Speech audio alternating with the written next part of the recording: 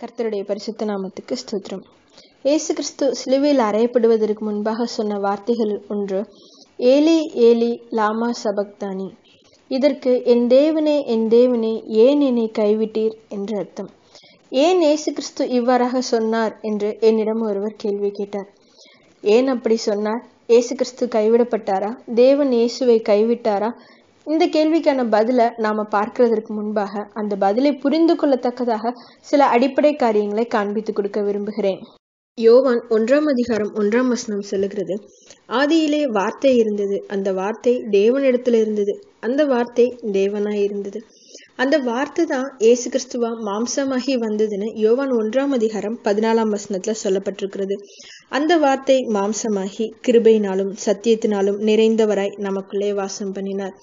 இந்த இயேசு கிறிஸ்து மாம்சமாகி பூமியில பிறப்பதற்கு முன்பாக பிதாவின் இடத்துல ரொம்ப செல்ல பிள்ளையா இருந்தார். இதை நாம நீதிமொழிகள் 8:30 வாசிக்க முடியும்.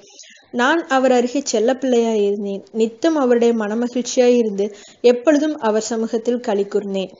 நம்மை தேவன் இந்த பூமியில படைக்கும் போது அவருடைய சாயல்ல அவருடைய பிள்ளையாக தான் படைத்தார்.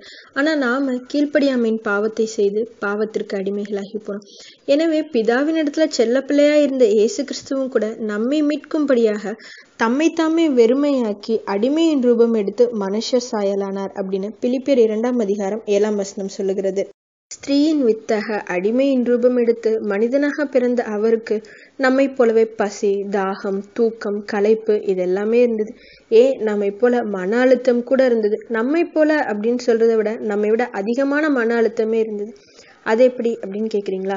கெத்செமனே தோட்டத்துல அவர் ஜெபிக்கும் போது அவருடைய ரத்தம் வேர்வையாக வெளிவந்தது இல்லையா? அதை இப்ப இருக்க மருத்துவ ரீதியா ஹெமாட்டிட்ரோசிஸ் அப்படின்னு சொல்றாங்க. அதாவது அதிகமான மன அழுத்தத்தின் நிமித்தமா நம்முடைய வேர்வை சுரப்பிகள் வேர்வைக்கு பதிலா ரத்தத்தை வெளியேற்றுமா.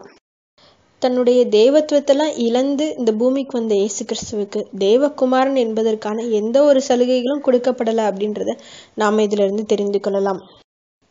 அவர் செய்த அற்புதங்கள் அதிசயங்கள்லாம் கூட அவரை விசுவாசிச்சா எந்த ஒரு மனுஷனும் செய்ய முடியும், அதற்கு மேலான காரியங்களே செய்ய முடியும்னு யோவான் 14:12 இயேசு கிறிஸ்துவே சொல்லியிருக்கிறார். அதே போல அப்போஸ்தலனாகிய பவுலும் செய்தார். இதற்கு ஆதாரமான வசனங்களை தெரிந்து கொள்ள என்னோடு கூட அப்போஸ்தலர் 19:12 திருப்பிக் கொள்ளுங்கள். இயேசு கிறிஸ்துவோட ஆடையை தொட்டுதான் ஒரு ஸ்திரீ சுகமானாங்க. ஆனா பவுல் உபயோகித்த உருமால்கள், கச்சைகளை கொண்டு வந்து வியாதிக்காரர் மேல போட்டப்ப வியாதிகள், பொல்லாத ஆவிகள்லாம் அவங்கள விட்டு நீங்கி போயிட்டுன்னு நம்ம பார்க்க முடியும். சரி, இப்ப நம்முடைய முதல் கேள்விக்கு வருவோம். ஏன் என்னை கைவிட்டீர் என்று எதற்காக இயேசு கிறிஸ்து கேட்டார்? இயேசு கிறிஸ்து எந்த பாவமும் செய்யல. அவர் நம்முடைய பாவங்களை எல்லாம் ஏற்றுக்கொண்டு நமக்காக பரிகார பலியானார். பொதுவா தப்பு செய்யாத யாரோ ஒருத்தரை நாம அடித்தாலோ திட்டினாலோ அவங்க நம்மள்ட்ட திரும்ப கேட்கிற கேள்வி, ஏன் இப்படி செஞ்சீங்க அப்படின்னு.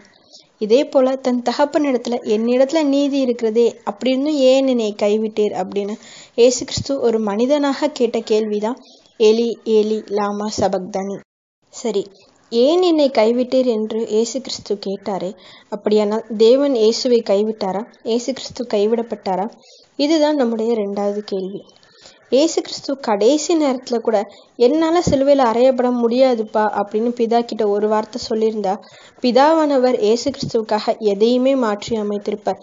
ஆனா இயேசு கிறிஸ்து பண்ண கெத்செமனே ஜெபத்தை நாம மத்தேயு 26:39 வாசிக்க முடியும். என் சித்தத்தின் படி அல்ல, உம்முடைய சித்தத்தின் படியே ஆகட்டும் என்றார். அந்த தேவனுடைய சித்தத்தை நாம யோவான் 3:16 வாசிக்க முடியும். நாம எல்லாம் தேவனுடைய ஒரே பேரான குமாரனாகி இயேசு கிறிஸ்துவை விசுவாசித்து அவர் மூலமாய் நித்திய ஜீவனை பெற்றுக்கொள்ள வேண்டும் என்பதே தேவனுடைய சித்தமாயும் அனாதி தீர்மானமாயும் இருந்தது. இப்படி நாமெல்லாம் கிறிஸ்துவுக்குள்ள நித்திய ஜீவனை பெற்றுக்கொள்ள வேண்டுமானால் இயேசு நமக்காக பரிகார பலியாகணும். இயேசு சிலுவையில தொங்கின போது தன்னுடைய நேச குமாரனாக அல்ல, இந்த உலகத்தின் பாவத்தை சுமந்து தீர்க்கிற தேவ ஆட்டுக்குட்டியாக தான் பிதாவினுடைய பார்வையில தெரிந்திருக்க முடியும் இல்லையா? பாவத்தின் சம்பளம் தேவ கோபம், மரணம். இது தேவன் எழுதின சட்டம். இதை மாற்ற அவராலே முடியாது. ஏன்னா அவர் மனம் மாற மனுபுத்திரன் அல்ல. ஏசாயா 54:8 சொல்லுகிறது, அற்ப காலம் உண்ட கோபத்தினால் என் முகத்தை இமைப்பொழுது உனக்கு மறைத்தேன். சிலுவையில இயேசு உலகத்தின் பாவத்தை சுமந்து நின்ற போது அந்த பாவத்தின் மீது கொண்ட கோபத்தினால தேவன் இயேசுவுக்கு தன் முகத்தை இமைப்பொழுது மறைத்தார். அப்பொழுது இயேசு கிறிஸ்து ஏலி ஏலி லாமா சபக்தானி என்று சொல்லி தன் ஜீவனை விட்டார். சரி, நம்முடைய பாவங்களுக்காக இயேசு மரித்தார். நீதிமொழிகள் 10:2 நீதியோ மரணத்துக்கு தப்புவிக்கும்னு சொல்லுதே. அப்ப இயேசு கிறிஸ்துவனுடைய நீதி என்ன ஆயிற்று? 1 கொரிந்தியர் 6:14 சொல்லுகிறது, தேவன் கர்த்தரை எழுப்பினாரே. இயேசுவினுடைய நீதி நிமித்தமாகவும் கர்த்தருடைய அநாதி தீர்மானத்தின் நிமித்தமாகவும் இயேசு கிறிஸ்து உயிரோடு இருந்தார். தேவ நீதி நிமித்தமாக மரணம் ஜெயமாக விழுங்கப்பட்டது.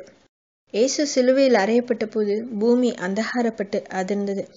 இயேசு ஞானஸ்தானம் எடுத்த போது, இவர் என் நேசகுமாரன், இவரில் நான் பிரியமாய் இருக்கிறேன் என்று தேவன் சொன்னார். இந்த அளவுக்கு தேவன் பாசம் வைத்திருந்த தன் நேசகுமாரன் ஏலி ஏலி லாமா சபக்தானி என்று சொல்லத்தக்கதாக தன் முகத்தை மறைத்ததின் நோக்கம் என்ன தெரியுமா? நாம கைவிடப்படாதவர்களாய் அவரிடத்தில் சேர்த்து கொள்ளப்பட வேண்டும் என்கிற தேவனுடைய அன்புதான். அந்த அன்பை புரிந்து கொள்வோம், அநேகருக்கு எடுத்து சொல்லுவோம். ஆமேன்.